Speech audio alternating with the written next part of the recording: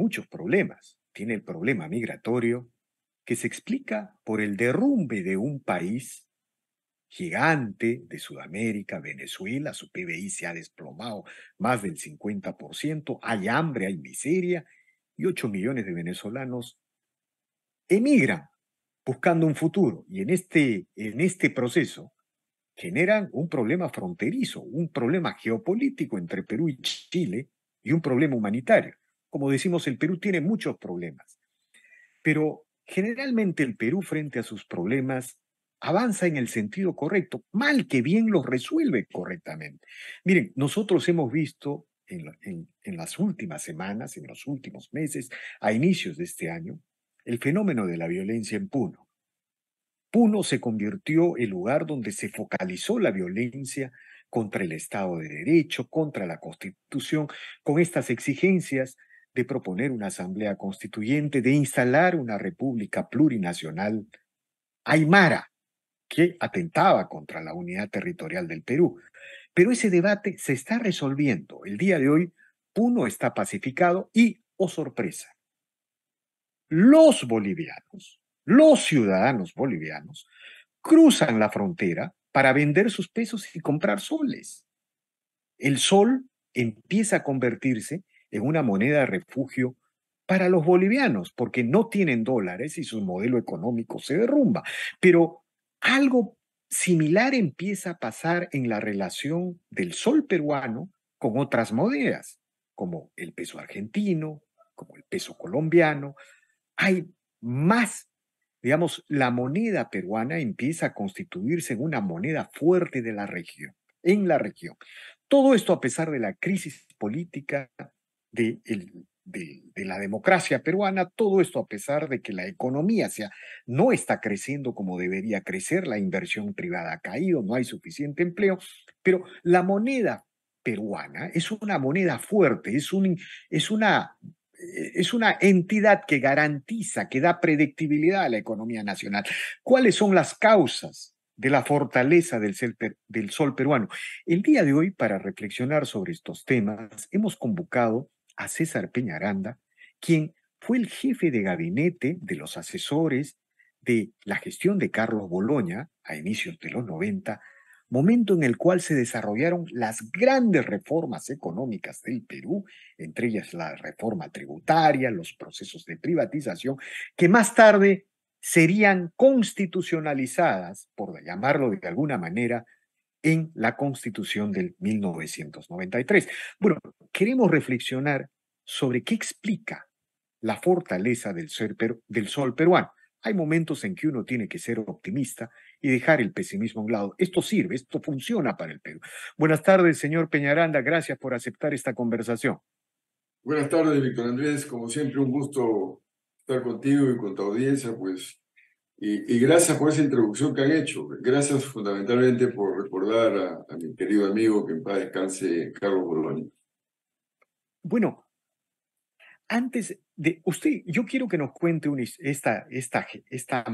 este proceso en el cual se desarrollan las reformas, luego se consagra la Constitución del 93, pero antes de eso, si yo le preguntara en términos conceptuales, ¿cuál es la explicación de la fortaleza del sol peruano? Se convierte en una moneda fuerte en la región. Algunos ya eh, llegan a decir que es una especie de dólar latinoamericano. ¿Cuál es su explicación al respecto, señor Peñaranda? Mira, Víctor Andrés, está muy vinculado precisamente a lo que tú has mencionado al inicio, cuando hacías la explicación de la década del 90, cuando se inicia el ajuste macroeconómico, el programa de estabilización, paralelamente con ¿qué? Con las reformas estructurales. Y digamos que lo sustantivo de lo que está sucediendo, en donde ante la dificultad de conseguir dólares en Bolivia, Argentina y probablemente otros países vecinos, empiezan a adquirir el sol, porque salvo el peso uruguayo, el sol es el que más estable ha estado, es el que mayor estabilidad y menor volatilidad ha tenido. ¿Qué explica esto?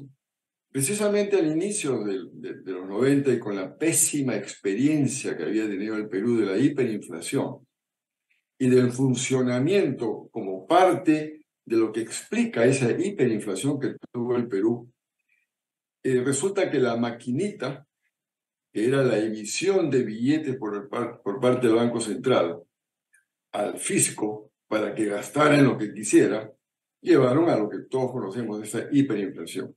Pues al inicio de los 90, que luego se plasmó en la ley orgánica del BCR en 1992, que a su vez se plasmó en la Constitución del 93, el elemento clave fue darle autonomía total al Banco Central de Reserva, que funcionara como una entidad autónoma, no respondía al Ministerio de Economía y Finanzas, no respondía ni siquiera al presidente de la República ni al Congreso, no obstante ser nombrado por el presidente y ratificado por el Congreso. O sea, una autonomía para que se manejara la política monetaria y la política cambiaria totalmente independiente, donde el objetivo central, y diría único, era la estabilidad de los precios.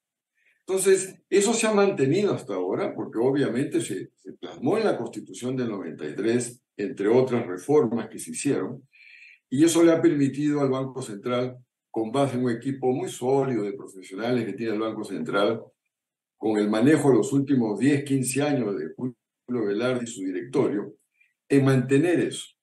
Pero además de ello, se tomó una decisión de política monetaria y cambiaria muy prudente, muy correcta, que es dejar que el tipo de cambio flote. ¿Qué significa esto? Que su precio varía de acuerdo a la oferta y la demanda. Los que creemos en la economía del mercado, creemos en el funcionamiento del mercado, la divisa, el dólar, es un bien más. Su precio sube y baja conforme sube o baja la demanda o sube y baja la oferta. A esa política monetaria y cambiaria se le dio, entre comillas, un calificativo muy particular, que es sucia, flotación sucia del tipo de cambio. ¿Qué significa eso? Que para evitar no la tendencia del dólar, si está subiendo no se trata de ajustarlo y hacer lo que empiece a bajar, sino para corregir momentos difíciles, digamos, para evitar volatilidad, el Banco Central sale a vender o a comprar dólares según sea que quiera manejar hacia arriba cuando la tendencia es muy fuerte o hacia abajo por temas de volatilidad. Esa política se ha mantenido y además de ello, el Banco Central ha ido acumulando reservas con la solidez del programa económico de los 90, fuertemente creciendo la economía en la primera década del 2000. Entonces, el Banco Central actualmente tiene, digamos, 75.000 millones de dólares, por hablar de cifras gruesas, de las cuales, probablemente eso es un tema técnico, la posición de cambio, que es lo que el Banco Central puede disponer, es alrededor del 80%. Cerca de 60.000 millones de dólares tiene el Banco Central en su caja para poder intervenir cuando la economía lo requiere, cuando esa volatilidad no es, digamos, adecuada. El 20% restante de esas 75.000 millones de dólares en reservas, el 18% aproximadamente es del sistema financiero.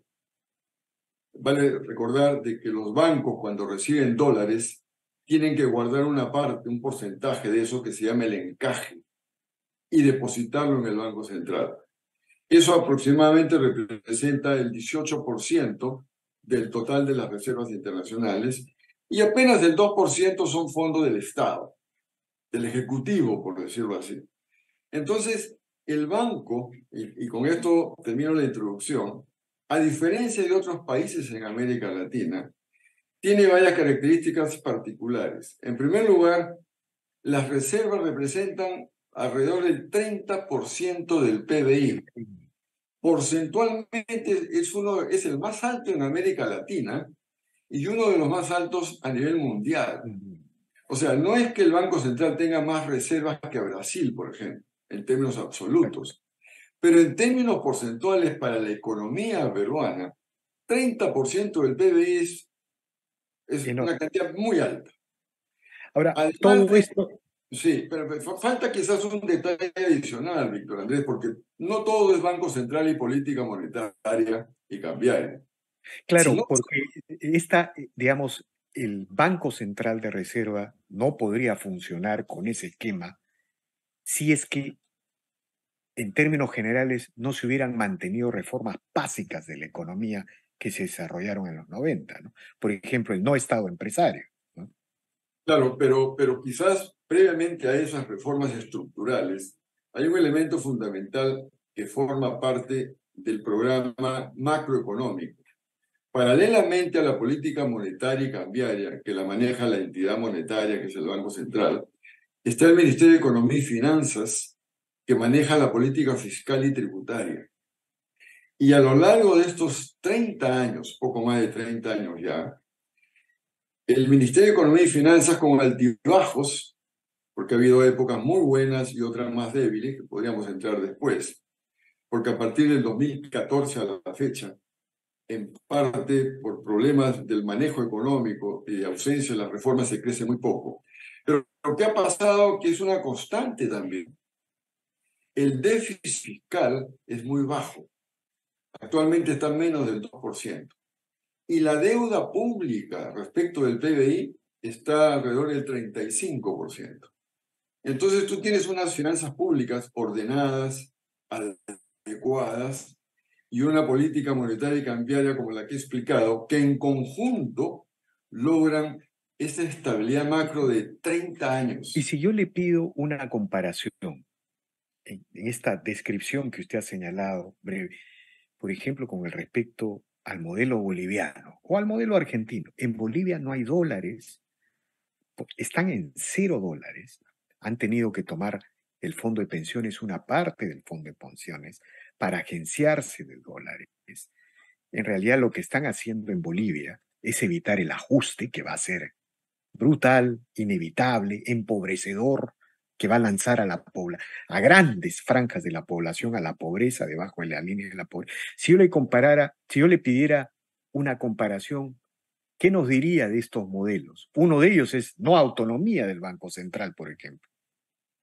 Pero yo diría que ahí hubo ilusión económica en el sentido que pensaban que todo iba muy bien. Como fue la ilusión que se vivió en los primeros años del primer gobierno de García, en donde empiezan a tomar los recursos hasta que llega un momento en que ya no hay. Obviamente, si no hay autonomía del Banco Central, el manejo se hace más, digamos, potencialmente peligroso. Y eso es lo que ha pasado en Bolivia, que además recrudece y se hace mucho más crítico a raíz de la nacionalización que hicieron de sus recursos naturales. ¿Eso qué pasó? Se siguió produciendo, pero ya no se invertía en exploración y en mayor posibilidad de tener gas y petróleo, hasta que llegó un momento en que colapsó. Bolivia está postergando su ajuste. Todo ajuste de esa naturaleza, Víctor Andrés, es muy duro. Hay que hacerlo. Lo vivimos nosotros en 1900, a finales del 90, principios del 91. Hubo que hacer un ajuste muy doloroso porque inicialmente es un ajuste que afecta, hay impacto social, pero la tranquilidad y la garantía es que más rápido que tarde se empieza a orientar mejor la economía con los frutos que hoy tenemos o que teníamos hasta, digamos, antes de la pandemia, que la pobreza llegó al 20%, una baja de 60, 20, 40 puntos impresionante, una subida enorme de la clase media. Es decir, cambió la fotografía del Perú, lo que no quiere decir que no haya problemas. Hay problemas que resolver, pero en parte, porque lo que tú mencionabas, se detuvieron las reformas estructurales, no se hicieron las que correspondía, y peor aún, se ha retrocedido en algunas que se hicieron en los 90, como lamentablemente hay que decirlo, el sistema de pensiones. Entonces, Bolivia, enfrente a esa crítica situación, va a ser muy doloroso para la población boliviana. Digamos, claro, pero también Bolivia, digamos, esa es la relación de la economía, de la tragedia económica con el autoritarismo, ¿no? Bolivia podría negar su ajuste encaminándose a una dictadura tipo Venezuela, que al final no hizo ajuste, empobreció a la población con tal de concentrar el poder en un pequeño sector. Ese también podría ser el camino de Bolivia, o ya Claro, está embarcado en ese camino, ¿no? pero digamos que cambian de un gobierno, entre comillas, democrático a una dictadura que termina, ya sabemos Javier, cómo termina la pobreza en Venezuela es espantosa, la hiperinflación que tienen es tremenda, cuántos venezolanos han salido del país y quisieran seguir saliendo. Argentina dentro de poco va a llegar a lo mismo. La situación de Argentina por un pésimo manejo de la economía pasa por lo mismo. Y pronto quizás otros países, no quiero hablar de Colombia u otros países, en Colombia se acaba de disparar el dólar por la salida del ministro de Hacienda, un ministro con mucho predicamento en el sector empresarial. En Argentina, el peso colombiano se ha disparado, perdón, me equivoqué, frente al dólar. En Argentina está sucediendo lo mismo, el peso argentino se está disparando a los aires. entonces, efectivamente, entonces quizás un resumen de esto, Víctor Andrés, es que en estos 30 años o más de 30 años, 1990 se empieza con este manejo serio, profesional, técnico del Banco Central y del Ministerio de Economía y Finanzas, se plasma lo sustantivo en la Constitución y a pesar de todos los problemas que han habido, se mantiene la estabilidad macroeconómica. Pero ahí viene un problema. La estabilidad macroeconómica por sí misma no sube productividad. Por sí misma no te hace crecer a tasas altas de manera sostenida. Te pone el piso, evita que haya un colapso. Y nosotros tenemos desde el 2014 a la fecha, en promedio, tasa de crecimiento alrededor de 2, 2,5, cuando la economía nuestra requiere por lo menos crecer a 3 o 4 para ir solucionando los problemas de pobreza, de inequidad. ¿Eso es fruto de qué? Que dos elementos adicionales o han retrocedido o se han estancado.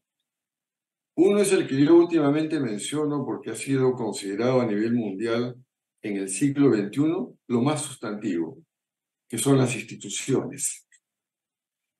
El Estado de Derecho, la estabilidad macroeconómica, el imperio de la ley, la propiedad privada, los derechos de autor, el que la economía y los agentes económicos puedan actuar e interactuar libremente, obviamente sujeto a la normatividad. Pero si tú lo llenas de regulaciones, de complejidades, más aún de corrupción, ese mercado no funciona, esos agentes económicos no funcionan. Eso se ha ido deteriorando, progresivamente deteriorando, afectando, por ciento, la democracia y el sistema de economía social de mercado. Y adicionalmente, no hubieron más reformas estructurales.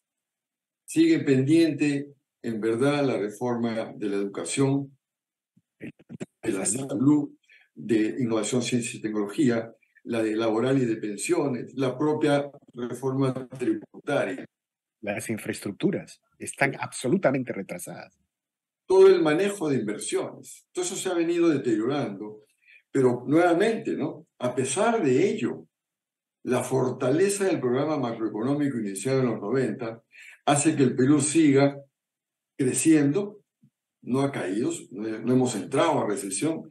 Y lo que tú decías al inicio de la reunión y que provoca esta conversación tan grata, Víctor Andrés, que el sol está siendo demandado por su estabilidad por bolivianos, argentinos y probablemente por otros latinoamericanos debido a su fortaleza.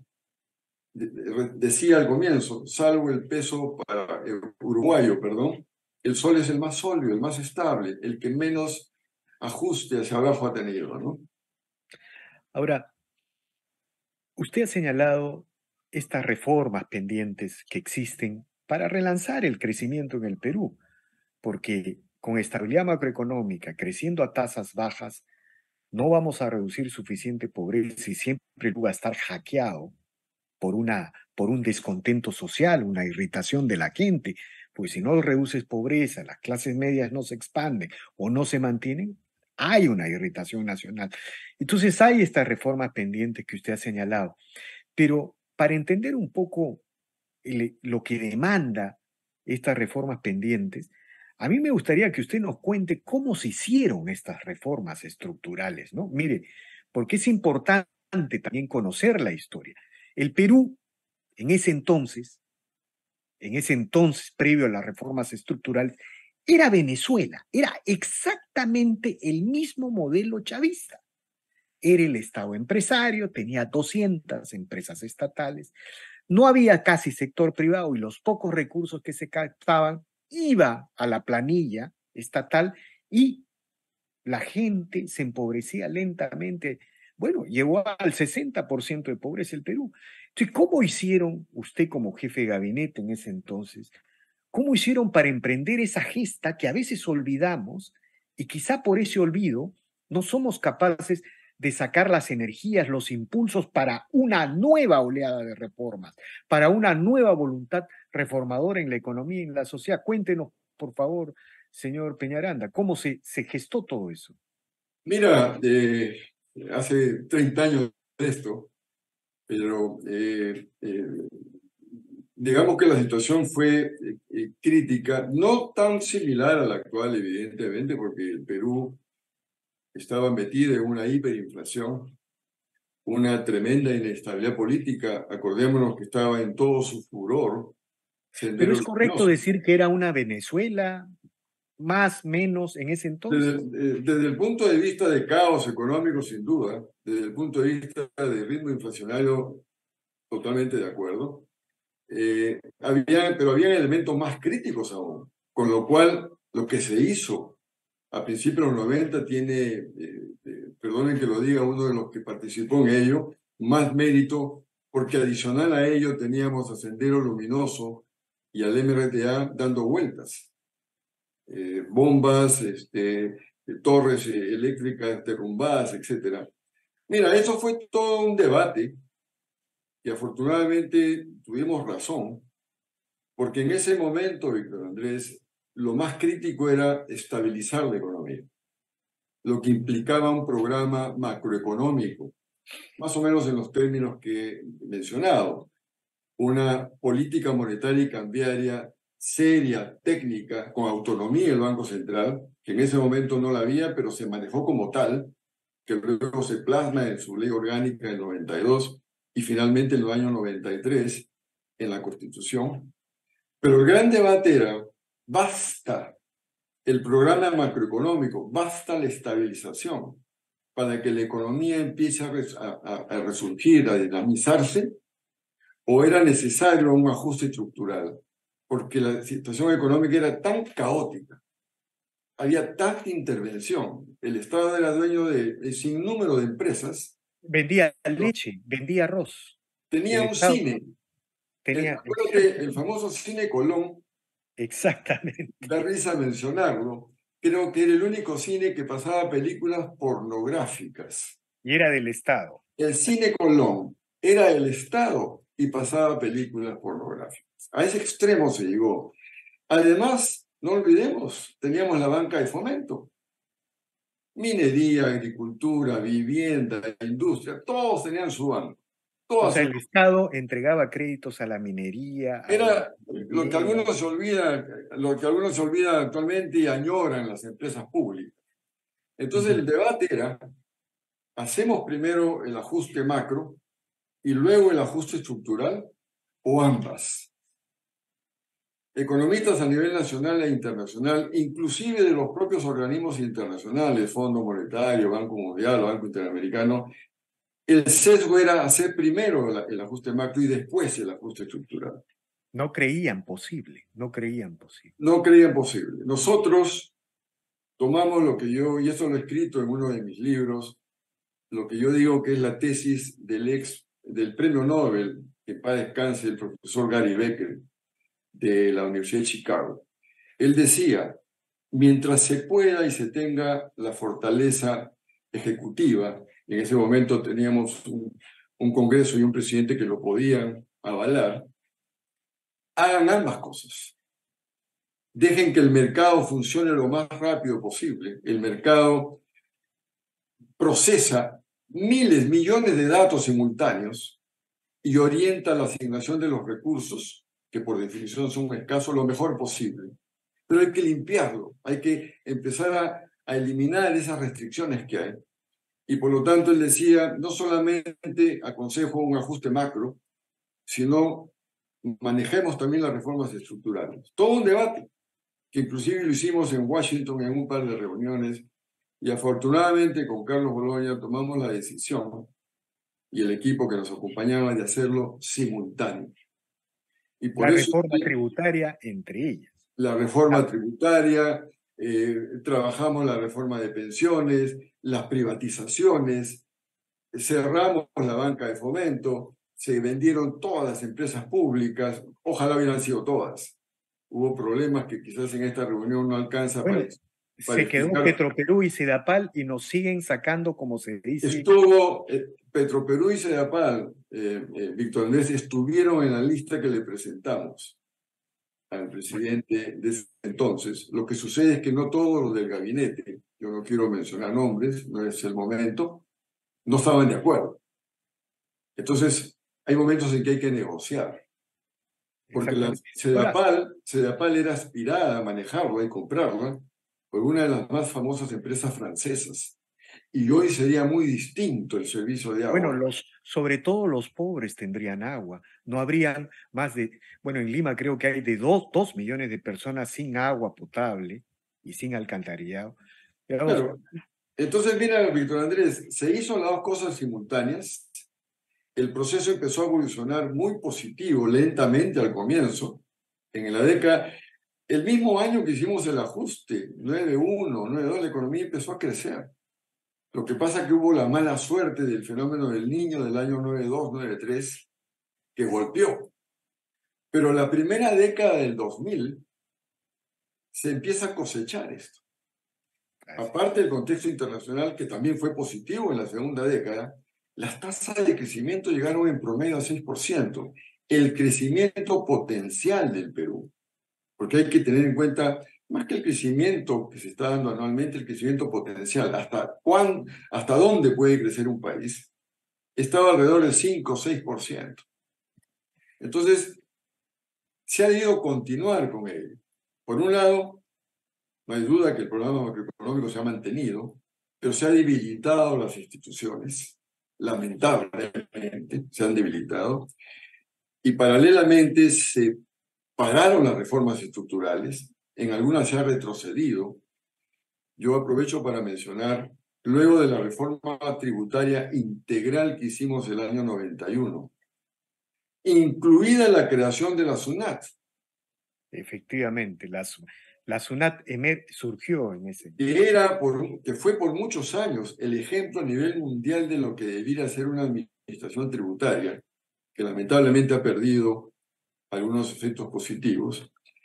Luego de esa reforma tributaria se han hecho parches, algunos negativos, pero no ha habido otra reforma integral que corresponde hacerla. La pregunta quizás de fondo ahora, dicho todo esto, es ¿cuándo hacerla? ¿Es No, con este quizás, Ejecutivo? ¿Es con este Congreso? ¿O hay que pero esperar? digamos, lo más probable es que esto tenga que hacerlo un nuevo gobierno, pero quizás lo más importante es señalar que si no hacemos esta segunda ola de reformas, todo lo que hemos avanzado hasta ahora, eh, lo que pasa es que en el Perú no hay mucha historia, mucha antropología objetiva, hay antropología e historia ideológica.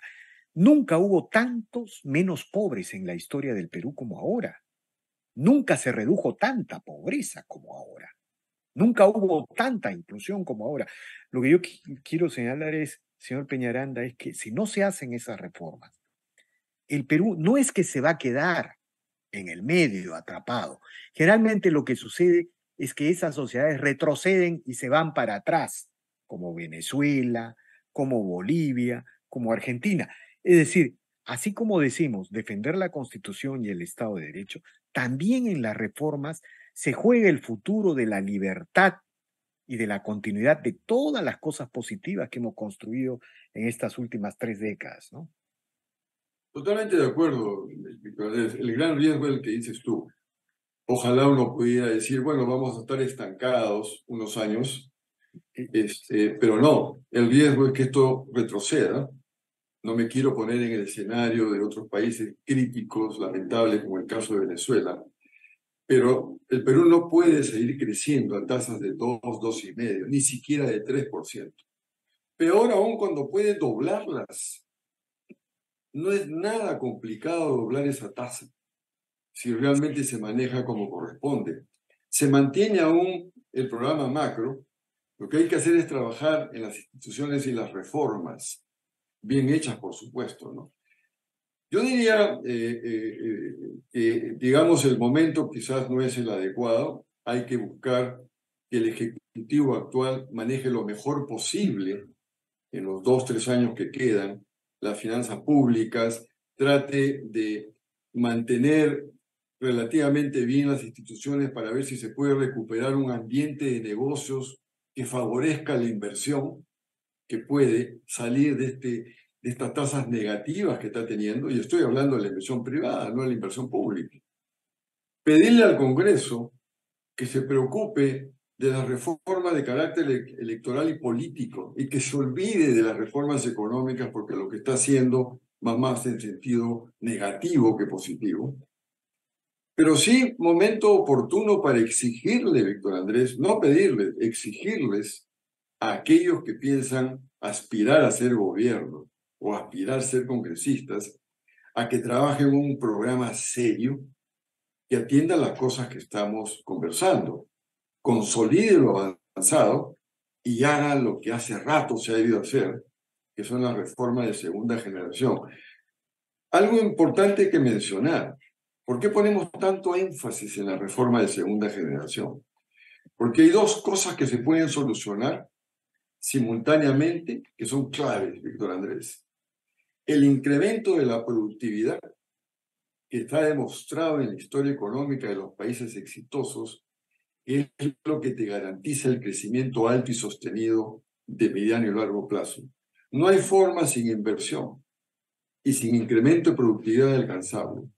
Pero además las reformas, la laboral, la tributaria, la de salud, la de educación, inversión en infraestructura, etcétera, van progresivamente bajando la informalidad.